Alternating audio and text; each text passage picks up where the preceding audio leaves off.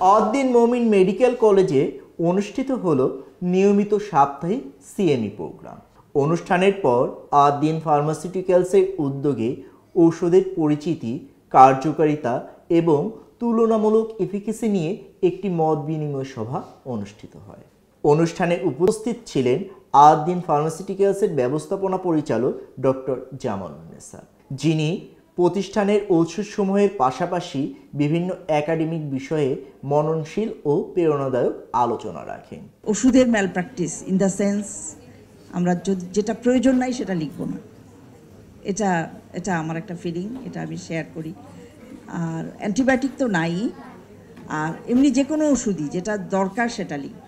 কারণ at the end of the day এটা হচ্ছে পেশেন্টের যে ফাইন্যান্সিয়াল যে স্কোপটা সেখানে হিট করে। তো এই জন্য আমরা আদ-দ্বীন সবসময়ই একটা মানবিক মানসিকতা নিয়ে কাজ করে, আমরা এটা সবসময় মনে রাখব।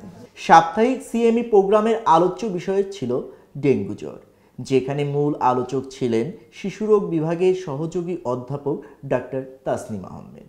এক্সপার্ট প্যানেল থেকে মতামত প্রদান করেন মেডিসিন বিভাগের বিভাগীয় প্রধান অধ্যাপক ডাক্তার সঞ্জয় কুমার সাহা। প্রোগ্রামে বিশেষ অতিথি হিসেবে উপস্থিত ছিলেন আদ-দ্বীন ফাউন্ডেশনের উপদেষ্টা অধ্যাপক ডাক্তার আফিক রহমান এবং আদ-দ্বীন মোমিন মেডিকেল কলেজ হাসপাতালের পরিচালক অধ্যাপক ডাক্তার রুহুল আমিন। সার্বিক অনুষ্ঠানটির সভাপতিত্ব করেন কলেজের অধ্যক্ষ অধ্যাপক গোলাম রহমান দুলাল। অনুষ্ঠানে উপস্থিত শিক্ষক ও চিকিৎসকবৃন্দের মধ্যে ছিল প্রাণবন্ত আলোচনা ও জ্ঞানের বিনিময়, যা ভবিষ্যৎ চিকিৎসা কার্যক্রমকে আরও সমৃদ্ধ করবে বলে আশা করা যায়। ডাক্তার বুলবুল হোসেন শুভ, নিউজ জোন।